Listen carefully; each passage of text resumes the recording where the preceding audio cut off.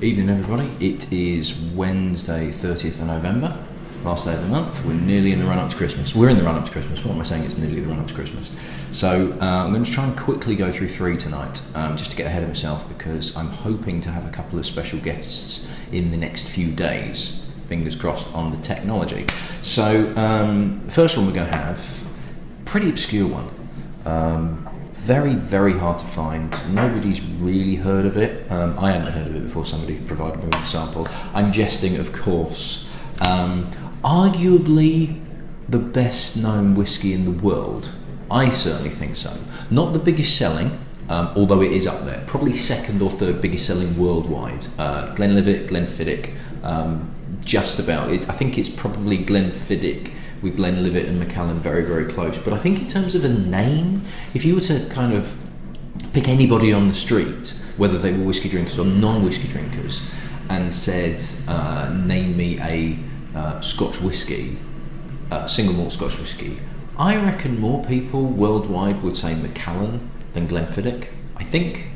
Could just be me, but I tend to see it more in media and films and books and things like that. If a character is drinking a Scotch whisky in a film or a book, it tends to be Macallan rather than Glenfiddich or anything else. So this particular one, this sample was very kindly donated by James Booth, who I keep confusing with James Hope, but James Booth is the one that definitely sent this, or at least that is what it says on my spreadsheet. So James, thank you very much for this. I'm quite looking forward to this because I've not had this particular one. So Macallan, you've no doubt heard of it. It's here in the village, I'm going to call it village of Craigellachie, which also has the Craigellachie distillery and a few others in and around the area. And it was founded in 1824.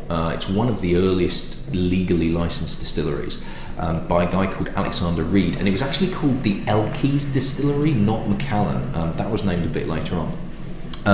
So he founded the distillery 1824, died in 1847, and his son, who was also called Alexander, because they didn't really have much imagination on their children's names, took over until he died in 1855. About 10 years earlier, he brought on two partners, one of which was a guy called James Davidson, and he ran it for another 10 years before a gentleman called James Stewart took over. And we've actually come across James Stewart before, because he also ran the Glenrothes distillery. He set that one up, as well as Glen Spey, which I can't remember if we've done or not. Have we done that? We must have done, surely. I think we have. Yeah, would have done. James Stewart had it until he went into financial trouble, and a guy called Roderick Kemp took it over in 1892. Now, James Stewart was pretty forward-thinking, but Roderick Kemp was even more so, and he really took Macallan forward in terms of operational quality. He revitalised the distillery, expanded it, brought on a lot of things, and he was the guy that actually named it Macallan. So it had been Elchies Distillery up to that point. And now there is a meaning behind Macallan. It's kind of two Gaelic words. I can't remember what they are, and I can't bother to look at them again. But there is a meaning behind the Macallan in terms of it's got a Scotch Gaelic meaning that's kind of it's two separate words amalgamated together into Macallan. It's like there's a Macallan estate there as well. So it stayed in the Kemp family up to 1996. It remained relatively independent through the Kemp family, and up to 1996, Macallan became absolutely huge, particularly in the 70s. It was one where there was a bit of a demand for single malt Scotch whisky in the 60s, 70s. Blends were still huge, but single malts became a little bit popular and then died away again. And Macallan was the one that kind of went for it and got everybody's attention and remains so, and that's why it's still so big now. Now in 1996 it was bought by a company called Highland Distillers. 3 years later the Edrington Group bought Highland Distillers for something like 600 million quid. Now Edrington own Highland Park, the famous Grouse Blend, Cutty Sark and Macallan, as well as other drinks brands as well, so they've got a fair bit of power. Now Macallan is probably most well known for sherry maturation. On their labelling, they used to talk about the fact that it was only sherry, and if you go to maltmadness.com, which is one of the resources that I've been using, getting all the information for each distillery that I'm coming across, I am doing research. I know it doesn't seem like it, but I'm doing a bit. Malt Madness is quite good for the history, as well as a couple of other sites I've found. But if you go to that Macallan distillery page, it doesn't mention the history at all. It doesn't talk about Reed, doesn't talk about Kemp, none of that. Basically, whoever's written it, I can't remember the guy's name, just kicks off on one. Massive fan of Macallan, and just feels very, very let down because Macallan has changed from an incredibly highly regarded sherry whiskey that was purely sherry casks, and that was it. And that was what made Macallan Macallan, was it was about sherry casks. And then all of a sudden, they started making business decisions where it became less about the whiskey and it was more about almost premiumization. It was more about the market. It was about public perception and basically not stiffing drinkers, but pushing everything to a much more premium level. So in 2001, for a few years after that, apparently they claimed that they'd sourced some bottles from somewhere where it was bottles of Macallan from sort of 1841, 1851, 1860s, this sort of thing. And they'd done tests on it and it was genuine, and what they'd done was they'd taken the whiskey and they had emulated that particular style. So they then had a range of 1800s Macallans, basically. So it was a bottling of an 1841 Macallan, that it was a replica of what it was originally. They were charging loads for this, as you could probably expect. Unfortunately, it turned out the bottles were fake, and they held off on going, okay, they're fake, because as soon as they did that, there would be no demand for these whiskies at all. So it didn't really do them any favours. Then in 2000 and, when did they do that? 2004, they then released a range called the Fine Oak range. So this was a brand new range from 10 to, there was a 20 and a 30-year-old. And the Fine Oak range was sherry casks and bourbon casks. Now, previous to this, they had said, we only use sherry casks. That's all we do. That's my dishwasher. Ignore it. It'll do that every now and again. When it finishes, it'll play you a tune if you're lucky. So it was all about the sherry casks. This is all we do. This is all the Macallan directors do. It was like on the back label, we only use sherry casks. It's what we do. Like capital letters, the lot. But all of a sudden, there's this Fine Oak range where it's sherry casks and bourbon casks. And there's a 20-year-old and a 30-year-old. And it's like, well, hang on. How is it that you can have a 20-year-old and a 30-year-old that have been matured in bourbon casks when you've said previously that you actually weren't? And they were. They just weren't doing it. The sherry casks, it's Spanish Jerez casks that we're using. That was their big selling point. That was what made Macallan Macallan. So they weren't really saying, well, we're doing this as well. So quite a few Macallan drinkers, and Macallan was incredibly popular because it's a fantastic whiskey. But there really is, I'm finding a general consensus now that, and a bit like Longmorn, loads of people have come back to me and said the Longmorn 15 was absolutely brilliant. The Longmorn 16 wasn't as good. Now it turns out that actually the 16-year-old's gone, and it's a no-age statement. And everybody's going, they've just killed it. It's just nowhere near like it used to be. And a lot of people are saying this about Macallan as well, is they've lost what made Macallan great. There is now, I think it's Macallan Gold, which is a no-age statement version, whereas it used to be just the Macallan 10, and that was where you went from. It's now a no-age statement. Now, no-age statements in the whiskey industry, particularly in drinkers, whiskey drinkers, is very much a hot topic at the moment because people are feeling ripped off. They feel like they don't know what they're drinking. They feel like people, producers and distilleries and marketeers are taking the piss by saying, right, this is a no-age statement, but we're still going to charge 200 quid for it, even though we're not going to tell you what the ages are that's in it.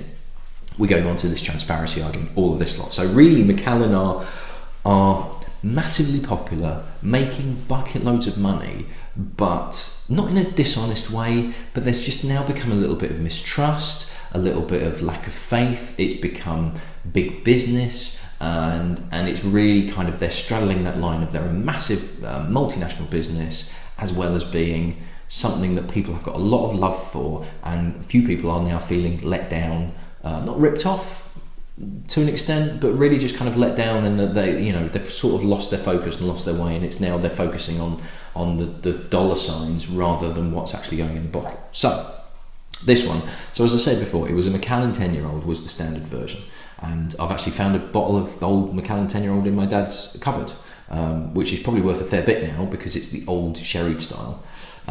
This is the 10-year-old, but this is actually the 100 proof. So it's 57%. It's the official bottling. It's not an independent bottling. Hopefully you'll be able to see the colour off that. I mean, it's ridiculously dark for a 10-year-old. It's you know, and I don't think they added colouring to it as well. If they did, they put a lot in because it's bloody dark. So I've had the 10-year-old quite a few times. It's been a while since I've had Macallan, to be honest, because I've sort of gone off it a bit. It was a bit prevalent absolutely everywhere. But I've not had the 100 proof, and I hear the 100 proof is really good. This is what the bottle looks like, or at least this is the one that I think James has got, because there are, when I've been looking to see how much it's going for, Whisky Exchange list it, but they're out of stock. I don't actually know if they're still making it, and there are a couple of bottles. There was like an old bottling of the 100 proof, which was like auctioned for 1,200 quid or something like that. I think this is probably one of the most recent bottlings. I did see it on sale in an auction site for 160 quid, so that might be what you're looking for if you wanted to try and find a bottle of this. So James, very, very kind of you to send me a sample of this. Incredibly kind of you. And I have some water ready just in case I do need it. But as far as I'm aware, this is more of this is what Macallan used to be. This is old school Macallan. This is not the new fine oak. It's more about the packaging and the price and it's fancy and all this lot. This is kind of, you know, this is Macallan at its heart. And also being 100 proof, you know, this is even more of a core Macallan. I mean, look at the colour of that. It looks to me like it's darker on the screen. It might be because I've knocked the brightness down to avoid the glare on the glasses. But it's so treacly. It's nearly treacle. It really is. It's such a dark, rich brown colour. It's absolutely beautiful. It really is. It just looks unctuous, and you almost have an impression just looking at that what it's going to smell and taste like. So let's see if it does. And it does actually. And it's being 100 proof. There is a lot of heat on there. You know, 57%, but the sherried richness, and there's quite a burnt character to it as well. It's almost like the sherry intensity is so full on that it's picking up almost like burnt elements of the cask, but it's pleasant. It's not off-putting. It's not acrid. I wouldn't call it a smokiness either. There's a real fight. It actually works really well with the intensity of the alcohol. It makes it smell of fire. It really does. It's a really full-on nose. There's almost a hint of sort of cough syrup in there as well, which is kind of, you know, I don't know whether outside of the UK you would get something like Cavonia, which is a really intense cough syrup that is almost that colour. But it does have elements of kind of a slightly, it's medicinal, but it's not Isla medicinal. It's not TCP. This is very much like a really intense, treacly cough syrup, which I'm probably going to need because I feel like I'm coming out with a bit of a cough. Everybody in this house has got the lurgy at the moment. Middle child's not been at nursery all week. She's been coughing up the guts. Baby's starting to cough. Eldest child's starting to cough. My wife's been ill. I feel like I'm getting thick, hence me doing 3 tonight because I don't know how I'm going to be over the next couple of days. I'm hoping it's not going to affect my guests. It's just like plague, house of the plague. The dog is the only one that's not ill, and he's just walking around going, what is wrong with you people? So hopefully this will clear my head a bit to get to sleep tonight. But yeah, it really does have a very much a cough syrup. It really reminds me of Cavonia, not quite as intense, good, because it's not that nice stuff, but it's got elements of that.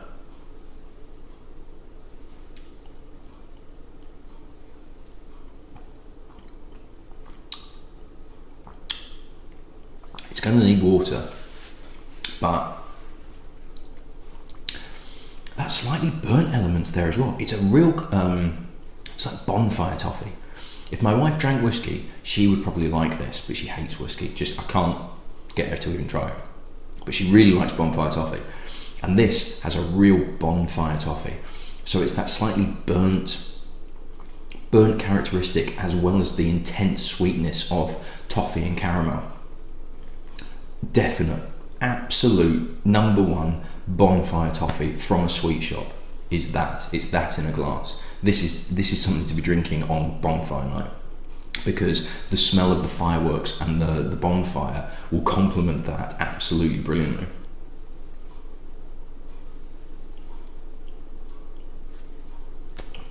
To be honest, that's all I'm getting, but that's all I need. The heat from the alcohol is slightly too much. Just feels like it's overpowering ever so slightly. It feels like it needs to loosen up a little bit. So I'm not going to put too much in because I don't think it needs that much water, but I think it just needs to lighten up a bit, and I'm hoping that more of the bonfire toffee character comes through. Now, I don't recall standard Macallan 10-year-old having such a burnt character, so it's entirely possible that it's just this higher proof. So it might be that adding the water in knocks it down and makes it more of a classically sherried style whiskey.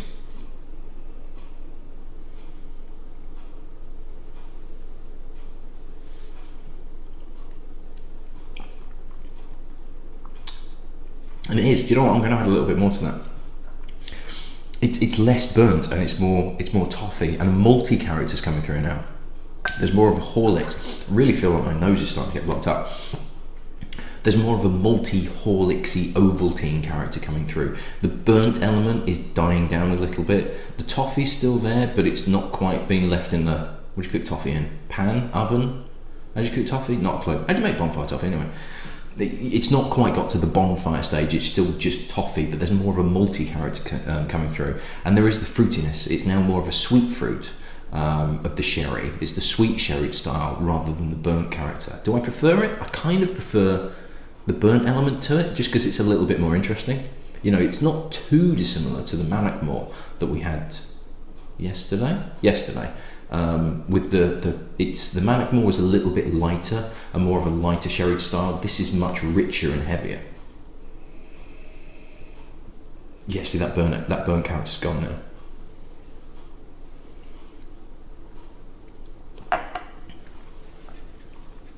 Much fruitier. There is a little element of the burnt element to it, but it's become softer and almost barbecuey as well. It's a great whiskey. It's absolutely brilliant. And what I'm reading about it seems like they're letting themselves down. It's still massively popular and loads of people still love it, but I get the impression that they've lost focus a little bit and they've gone too much in the wrong direction rather than sticking to what they've been really, really good at. That is a belter. I mean, that is proper sherry bomb, particularly the 100 proof. That burnt element to it, that's exacerbated by the higher alcohol percentage, is fantastic. It's a brilliant whiskey. It really is great. It's a great whiskey. I don't know if personally it's way up there in my top 10. I can appreciate how good it is, how well made that is. But it's not quite my style. I tend to go slightly more bourbony, like my smoky whiskies, or much lighter and delicate and sweeter. And that has slight elements of a bit of everything in terms of, you know, there's the intensity, there is this burnt element, but it's not going too far in an interesting direction for me. It's just really, really well made and really solid. So yeah, you can't go wrong with Macallan, and I think you're probably looking at about 35 to 40 quid for an entry level Macallan. If you like something sweet, fruity, very easy to drink, then the standard Macallan. I don't know what the gold's like. It's a non-age statement, but I'm willing to bet there's nothing wrong with it, because I don't think there's anything wrong with Macallans, these new versions that are coming out. I think it's more just kind of public perception from kind of almost hardcore whiskey drinkers. But yes, good stuff. James, thank you very much for that. That was a long video, and I need to do another 2 quickly. So I shall see you in the next one. Cheers.